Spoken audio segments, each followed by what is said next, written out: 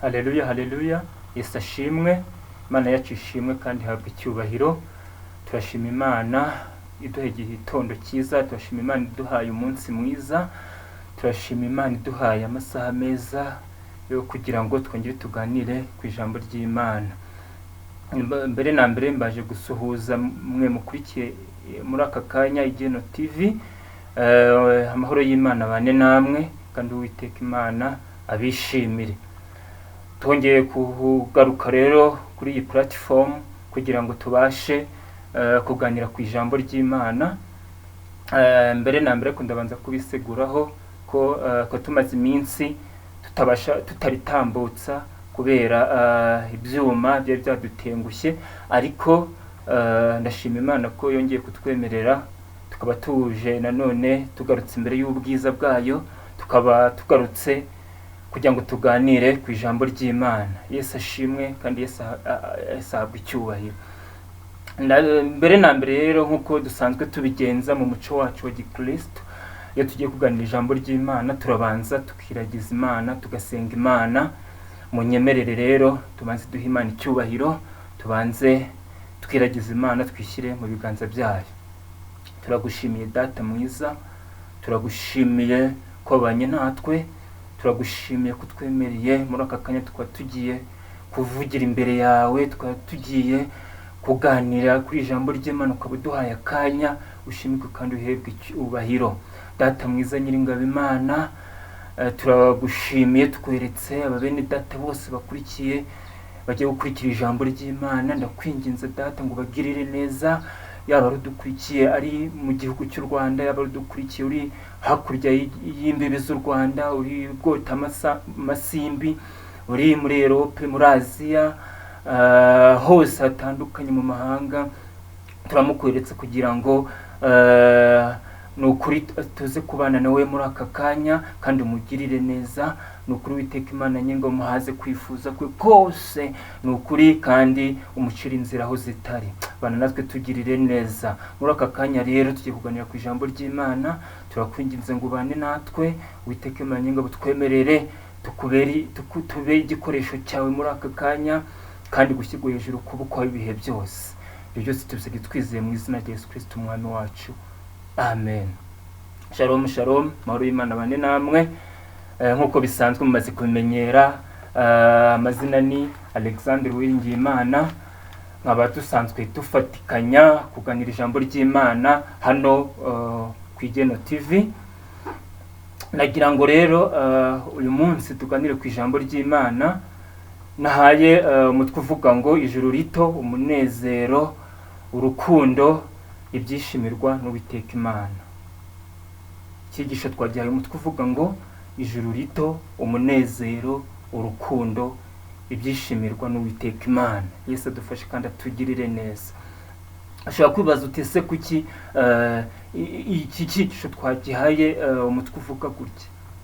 Impamvu nta yindi, buriya bene Data ndashaka kubabwira ngo hari igihe rimwe na rimwe tujya twibwira ngo turaharanira ijuru, turarijyamo, yego ni byiza, ariko buriya icyo nashaka kubabwira muri aka kanya ni uko habaho n'ijuru rito. Turaza kurisobanukirwa iryaryo. Ese ijuru rito ni irihe?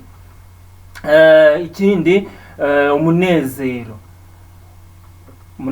urukundo, ibyishimirwa n'Uwiteka Imana. Yesu adufashe kandi atugirire neza. Buriya ijambo ry'Imana niryo rivuga neza ngo hari urukundo n'umunezero, Imana ibihari.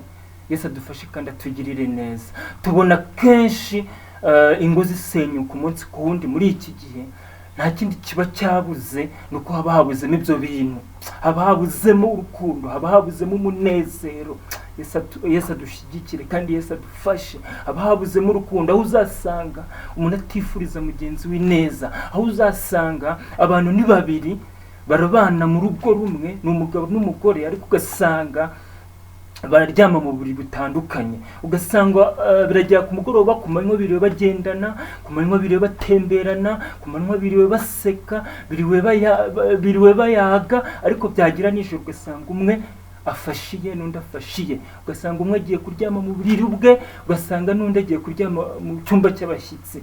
Ibyo rero ibyo nibyo nashatse cyo tuganira muri aka kanya. Ntabwo bikwiriye, ntabwo byemewe, ntabwo bibereye imibereho y'umukristo nyawe muri iki gihe tugezemo, kuko ijambo ry'Imana ririmo kutubwira ngo ijuru rito, umunezero, urukundo ibyishimirwa n'Uwiteka Imana. Imana yifuza ko twabana neza. Imana yifuza ko wajya ureba mugenzi wawe ukamubonamo ineza. Imana yifuza ko wajya ureba mugenzi wawe ukamwibonamo. Imana yifuza ko wajya wifuza ko mugenzi wawe yatera imbere. Yesu adufashe kandi atugirire neza. Muri iki gihe biragoye bene data, muri iki gihe intambara ni nyinshi, muri iki gihe birakaze, usanga abantu bihugiyeho, usanga urukundo rwabaye ruke, usanga abantu bari mu byabo gusa, ntabwo bakibuka ko habaho bagenzi babo, ntabwo bakibuka ko habaho bene data, ntabwo bakibuka ko habaho haleluya, Imana idufashe kandi tugirire neza. Ntabwo bakibuka ko hari bene se, hari bene so, ntabwo ukibuka ko ugifite bene nyoko, ntabwo ukibuka ko ugifite bene so. Usigaye wihugiye mu byawe, usigaye wumva ko ntacyo bikubwiye, ukumva ko kuburiye ukaryama bihagije. Ariko ijambo ririmo kutubwira muri aka kanya ngo tugira urukundo, inzira nziza tugana mu ijuru, cya gihugu twasezeranijwe, kuko nicyo duharanira umunsi ku wundi. Uko bwije uko bukeye turasenga tukinginga Imana, nta kindi tuba duharanira ni ijuru. Yesu adufashe kandi atugirire neza. Ariko ndagira ngo muri aka kanya twifashishe ibyanditswe byera, kuko buriya ubuhanuzi bwa nyabwo, ubuhanuzi bwuzuye, ubuhanuzi butavangiye bwose tubukura hehe? Tubukura mu byanditswe byera. Reka dusome ijambo ry'Imana dusanga mu butumwa Pawulo intumwa, mu rwandiko Pawulo intumwa yandikiye Abaroma ibice 13, turava ku murongo wa 8. Reka dusome duhere ku murongo wa 8 tubanze tugeze ku wa 10. Titre y'amagambo iravuga ngo ibyo gukundana, ngo ntimukagire umwenda wose keretse gukundana, kuko ukunda undi abashohoje amategeko. Kuko ibi ngo ntugasambane, ntukice, ntukibe, ntukifuze n'ayandi mategeko yose bihurira muri iri jambo ngo ukunde mugenzi wawe nk'uko wikunda. Ufite urukundo ntagirira mugenzi we nabi, cyo gitumye urukundo ari rwo rusohoza amategeko. Yesu adufashe kandi atugirire neza. Reka twongere dusubiremo kugira ngo ubashe kubyumva, ubashe kubiyungurura, ubashe kubyumviriza, umva icyo Umwuka Wera tubwira, umva icyo Uwiteka Imana dutegure muri iki gitondo. Ijambo riravuga ngo umutwaye uravuga ngo ibyo gukundana. Ni ijambo dusanga mu rwandiko Pawulo intumwa yandikiye Abaroma ibice 13 kuva ku murongo wa 8 turagenda tugeze ku murongo wa 10. Haravuga ngo ntimukagirire umwenda wose keretse, ntimukagire uwo mubera mu mwenda uwo ari wo wose keretse gukundana, kuko ukunda undi abashohoje amategeko. Kuko ibi ngo ntugasambane, ntukice, ntukibe, ntukifuze n'ayandi mategeko yose bihurira muri iri jambo ngo ukunde mugenzi wawe nk'uko wikunda ubwawe. Ufite urukundo ntagirira mugenzi we nabi, nicyo gituma urukundo ari rwo rusohoza amategeko. Yesu adufashe kandi atugirire neza. Hari ijambo ry'Imana ryatubwiye ngo Imana yaritegereje muri iyi minsi iza kureba bene data. Mumvire iri jambo, mwumve iki kintu ngiye kubabwira. Imana yaritegereje muri iyi minsi isanga abantu bihugiyeho cyane.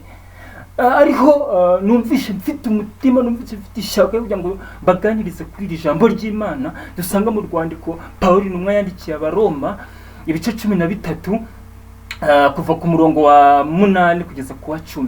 Haravuga ngo ntimukagire umwenda uwo ari wo wese uberamo umuntu atari urukundo. Yesu adufashe kandi atugirire neza. Ushobora kuberamo umuntu imyenda itandukanye, ushobora kuberamo umuntu umwenda w'amafaranga, ushobora kuberamo umuntu umwenda wo kujya kumuhingira, ushobora kuberamo umuntu umwenda wo kumukorera akazi runaka. Ariko ijambo riratubwira muri aka kanya, riraduhugurira muri aka kanya, haleluya. Riraduhugurira iki? Riratubwira ngo nitukagira umuntu wese tuberamo umwenda usibye urukundo. Yesu adufashe kandi atugirire neza. Icyama abantu muri iyi minsi bakumva urukundo icyari cyo. Muri iyi minsi abantu urukundo basigaye bumva ko ari ibintu biraho. Yego ikoranabuhanga ryaraje ndabishima. Haje ibintu byinshi, haje imbuga nkoranyambaga, haje WhatsApp, haje Facebook, haje Twitter, haje Snapchat n'izindi platforms zitandukanye. Ariko abantu basigaye bafata urukundo, rwa rukundo abantu bagiriranaga kera, ukaba wava hano ugafata akabando ugasimbuka ukazamuka mu majyaruguru ukajya i Kigali ukajya iburasirazuba ukareba abavandimwe. Ubu ngubu abantu basigaye bararumariye muri platforms zitandukanye, mu mbuga nkoranyambaga. Asigaye umuntu yumva ngo nimba nkumbuye mugenzi wanjye ngo ndajya kuri Facebook umwandikire, ngo nimba nshaka kumubaza amakuru ndajya kuri WhatsApp umwandikire, ngo nimba nshaka kumenya ngo komeze ngo ndajya kuri Twitter mwandikire.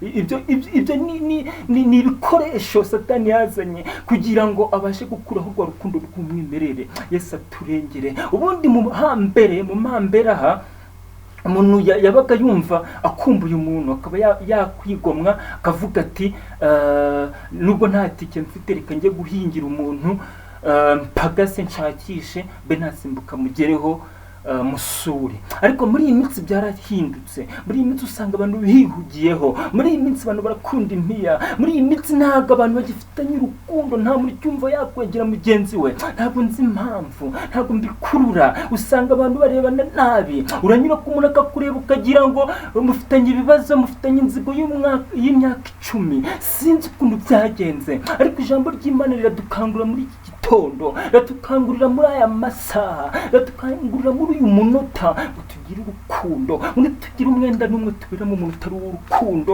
Waberamo imyenda itandukanye, abantu itandukanye, myinshi itandukanye, ariko ijambo riraduhugura muri aka kanya. Ijambo riratubwira ngo tuberemo imyenda abantu umwenda w'urukundo. Umve nimba kutasuye umuntu, umve bikubangamiye, umve bigukora ahantu, umve bikurya, uvuga ati nubwo bwose wenda ntabonye uburyo mugeraho, ariko umutima namurankomanga, umutima namara icyo umbwira, umutima namurimo kumbwira ngo nakoze ikosa nagakwiye kumugeraho. Yesu adufashe kandi tugirire neza. Icyama mu kumva icyo urukundo ruvuze muri aka kanya, icyama mu kumva icyo urukundo ruvuze muri aka kanya. Ntabwo urukundo ari cyane cyo kubwirana ngo sheri ishusho, oya. Urukundo ni ukwigomwa, ni ukumva wagize ibyo wigomwa, ukishakamo umwanya, ukishakamo ibisubizo, ukishakamo, ukikoramo, ugakora hirya no hino, ukabasha gusura inshuti, abavandimwe, abarwayi n'abandi batandukanye. Urwo ni rwo rukundo Imana idushishikariza muri iki gitondo, muri aka kanya, muri uyu munota. Nicyo Imana idushishikariza muri aka kanya. Yesu adufashe kandi atugirire neza. Ndizera ko turi kumwe muri aka kanya. Shalom shalom. Haleluya. Imana idufashe kandi tugirire neza. Kandi twakomeje kuvuga ngo kuko ukunda undi abashoje amategeko. Imana idufashe kandi tugirire neza. Tuzi amategeko y'Imana atandukanye. Ubundi kera muri Katolike bagira amategeko agera mu 10, ariko siyo yonyine. Ubundi hari amategeko menshi, ariko ayo mategeko yose ahurizwa mu ijambo rimwe: ukunda mugenzi wawe nk'uko wikunda ubwawe. Yesu adufashe kandi atugirire neza. Mu gitondo rimwe uzafata mirwari, wirebe, urebe ubwiza ufite, urebe uburanga ufite, urebe ubwiza Imana yakwambitse. Numara kububona ubwo bwiza wibonamo Imana yaguhaye, aba ari bwo ujya ufata ukundemo mugenzi wawe, ari bwo ujya ufata wumve ko ari ugomba guhana mugenzi, wumve ko wakamukunze nk'uko nawe urimo kwireba. Yesu adufashe kandi atugirire neza. Hakomeza kuvuga ngo kuko ibi ngo ntugasambane, ntukice, ntukivuze n'andi mategeko yose bihurira mu ijambo rimwe ngo kunda mugenzi wawe nk'uko wikunda kwawe. Yesu adufashe kandi atugirire neza. Ushobora kuba nkurikiye muri aka kanya, wenda ufite uri muri kamere yo kwiba, uri muri kamere yo gusambana, uri muri kamere yo kwica, uri muri kamere yo y'uburyarya, uri muri kamere yo kunyaga iby'abandi. Ariko ndashaka kubwira ngo muri aka kanya, mbere yuko ukora ibyo bintu byose, mbere yuko ujya muri izo kamere z'umubiri, umanza utekereze ngo ese urukundo ni iki? Ese ko Imana idushishikariza ngo kunda mugenzi nk'uko wikunda ubwawe. Ukunda mugenzi wawe ntiwakwifuza ko ntakwifuza kujya kumwiba ngo umuteshe umutwe. Ukunda mugenzi wawe ntiwakwifuza kwifuriza inabi mugenzi wawe. Ukunda mugenzi wawe ntiwagakwiriye kuba wafata umwana w'umwangavu, umwana muto utazi gutandukanya icyatsi n'ururongo umutera inda y'indaro. Icyo gihe ntabwo waba umukunda nk'uko wikunda, kuko ijambo ririmo kutubwira ngo kunda mugenzi wawe nk'uko wikunda. Reka mbabwire aka kantu urubyiruko munkurikiye muri aka kanya. Iyo ukunda umuntu wumva ko nta kibi wamwifuriza. Igihe cyose we mukobwa unkurikiye muri aka kanya, umusore araje arakubwiye ngo kugira ngo unkwereke ko ngo unyereke ko nkunda, ngo tugomba kubanza ko turyamane, ngo nibwo ngo uzaba ungaragarishe ko nkunda. Oya, icyo gihe ntago buba ariko rukundo, kuko ari ijambo ryatubwiye ngo ukunda undi ngo ntiyifuriza mugenzi we nabi, kuko icyo gihe urimo kumwifuriza inabi. Nimba umuteye iyo nda, ubuzima bwe bukangirika, ishuri akarivamo, akagenda agacupira, Imana akayireka akamera nabi, icyo gihe ntabwo umwifurije ibyiza, umwifurije inabi. Yesu adufashe kandi tugirire neza, icyaba mukabyumva neza, Imana idushyigikire.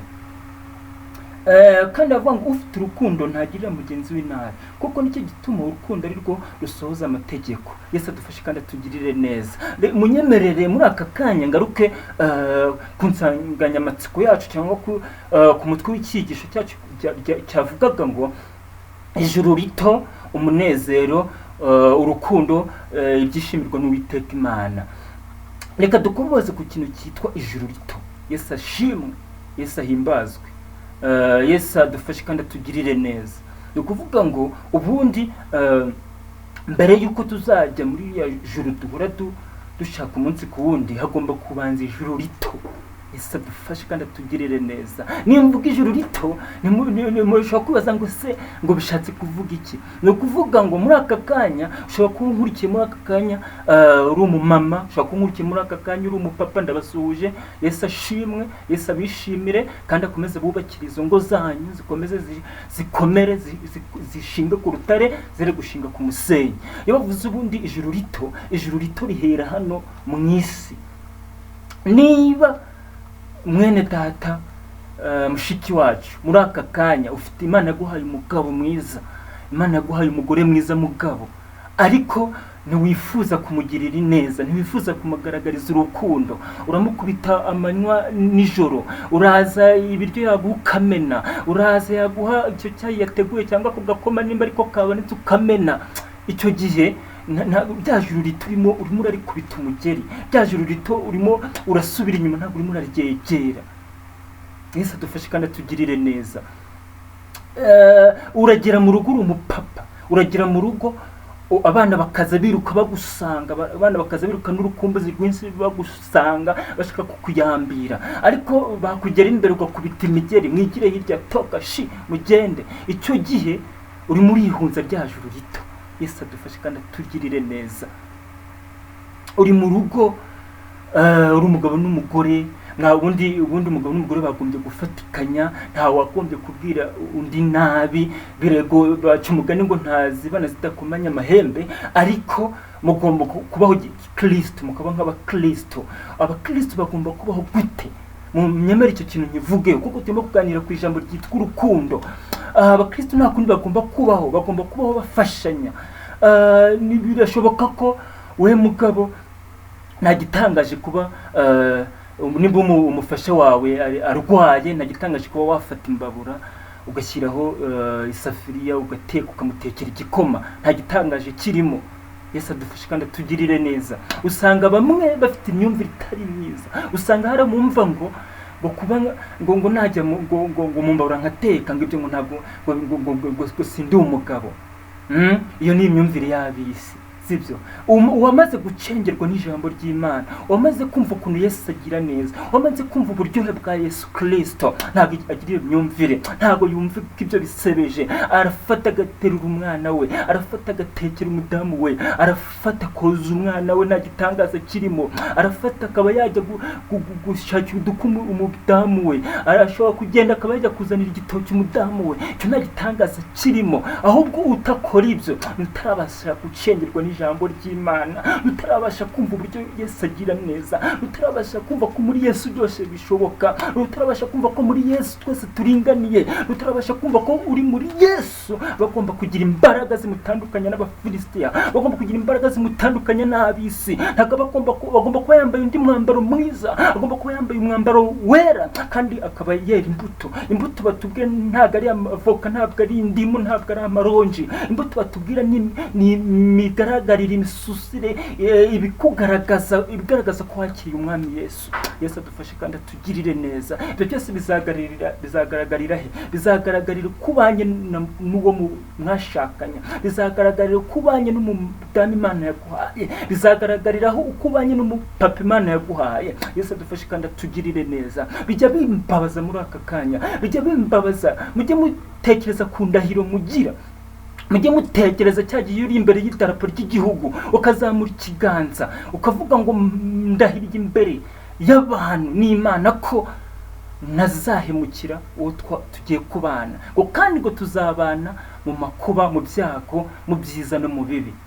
Yesu adufashe, Yesu atugirire neza. Ariko murabanye umwaka ubaye umwe, imyaka ibaye 2, urabona wapa kana karabuze, imyaka ibaye 3, imyaka ibaye 4, ko tuvuga ati uyu ntabwo ari umugore Imana yamaye, ukavuga ati nasubira iwabo nagende. Ese ubwo mwene data mubaze muri aka kanyereka mubaze unsubize, reka mubaze umabarire unyihanganire unsubize. Ese ubwo muri ako kanya wubahirije indahiro wagiriye imbere y'Imana? Ese ubwo wubashye indahiro wagiriye imbere y'abantu n'Imana n'itorero? Ese adufashe kandi atugirire neza.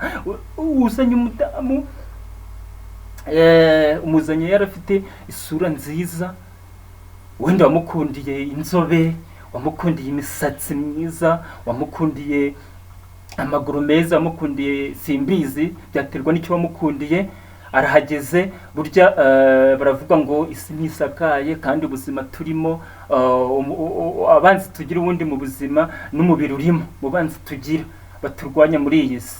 Arahageze bibaye ngombwa ko uburwayi bumufashe, yasurira aragiye yarijimye kandi uramuzanye ari mwiza.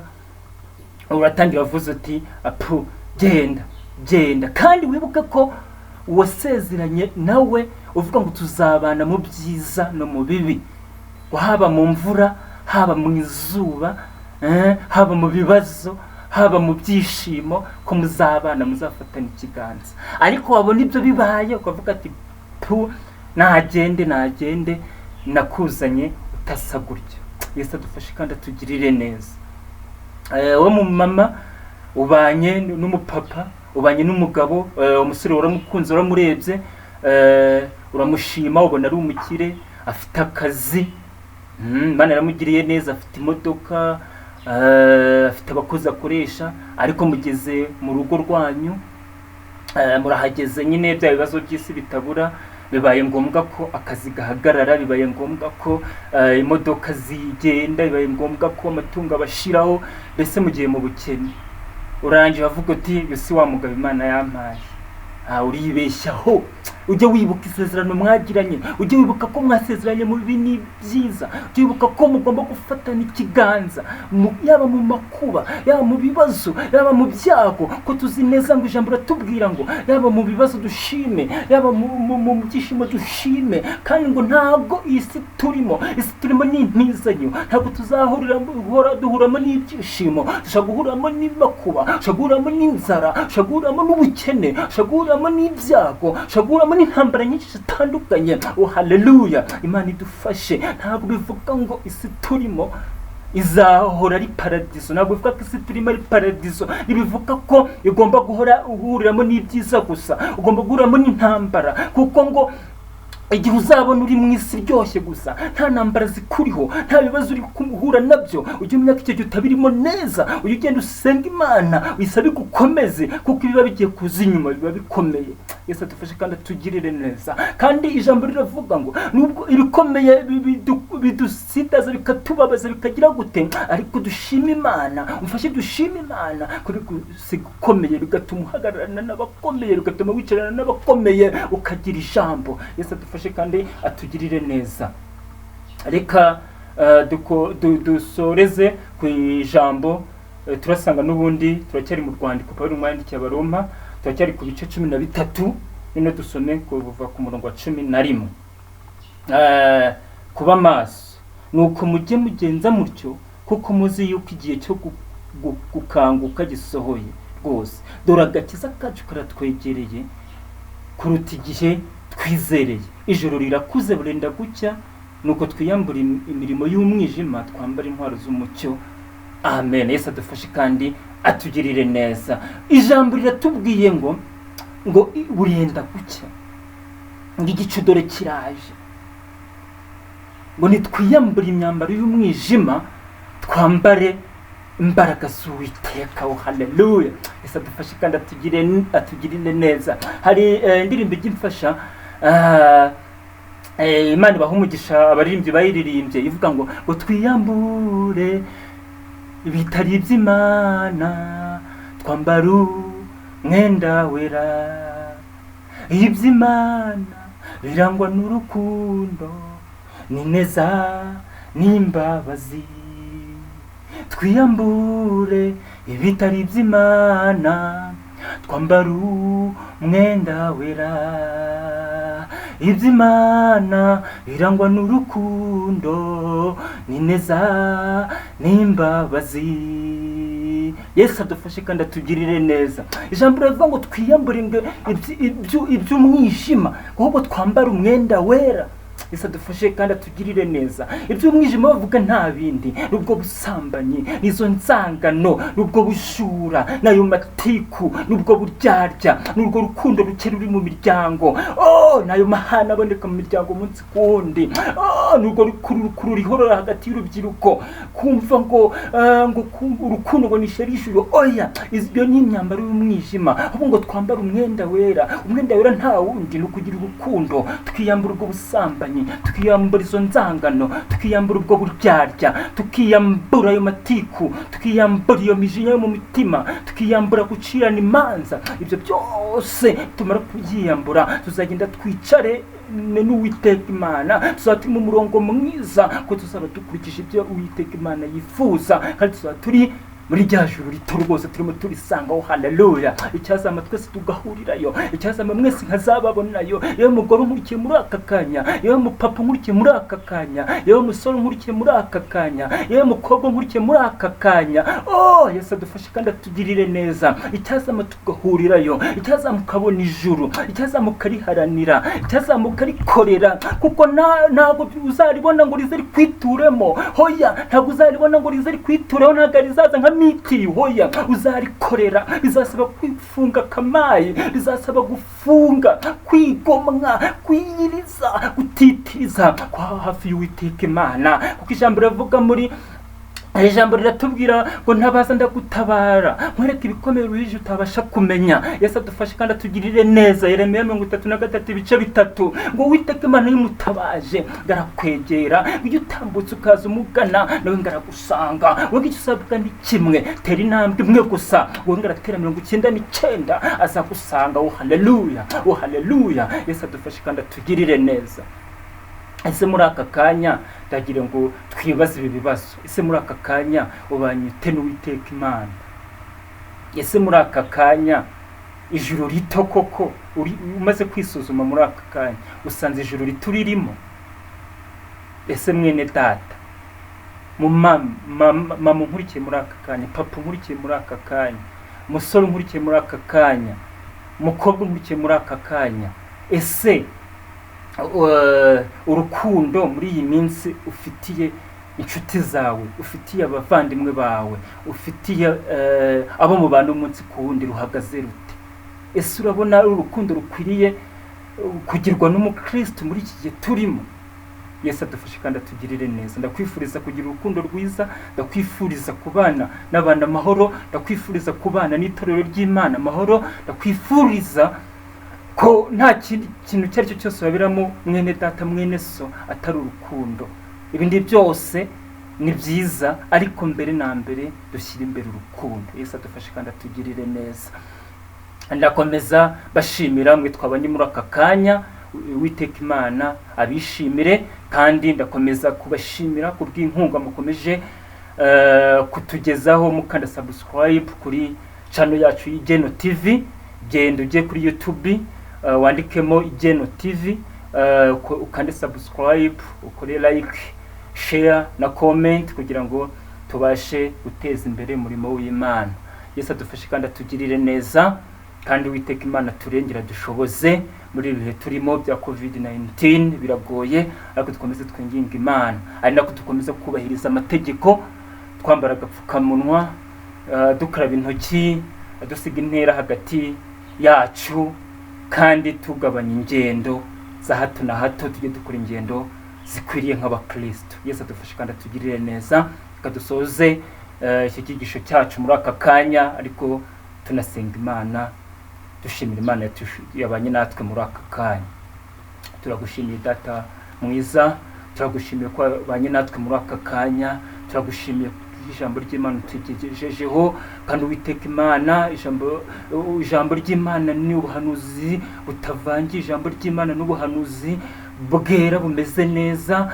Ijambo ry'Imana ryadukanguriye kugira urukundo muri aka kanya, nta kindi Data tuwagombye kwimakaza usibye urukundo. Dufashe kandi tugirire neza abanyarwanda, habene Data bose kugira urukundo, kuko urukundo, umunezero, ineza aribyo bitwinjiza mu ijuru rito, ijuru ritaryo rizatugeza mu ijuru duharanira umunsi kundi. Bana natwe tugirire neza, rinda abanyarwanda, rinda uyu mama wadukurikiye muri aka kanya, rinda uyu mupapa wadukurikiye muri aka kanya, rinda uyu musore wadukurikiye muri aka kanya, rinda uyu mukobwa wadukurikiye muri aka kanya. Oh haleluya, oh haleluya. Yesu adufashe kandi atugirire neza, bagwirize Data, bashigikiye mu mirimo yabo ya buri munsi, bafite akazi ubaha imbaraga, abakuru mu bucuruzi nabo bongerera abakiriya. Data, abahinzi nabo ubaremere, ubaha imbaraga, bakora imirimo yabo neza kandi bakwikore bari kumwe nawe Yesu Nyiringabo Imana. Bana natwe tugirire neza, twishimire kandi rinda abanyarwanda Data, ukomeze turinde icyorezo cya COVID-19, ukomeze duhe imbaraga yo kukirwanya mu izina rya Yesu Kristo. Bana natwe dushyigikire, byose tubisabye twizeye mu izina rya Yesu Kristo umwami wacu, amen. Shalom shalom, amahoro y'Imana bane namwe, tuzasubira ubutaha.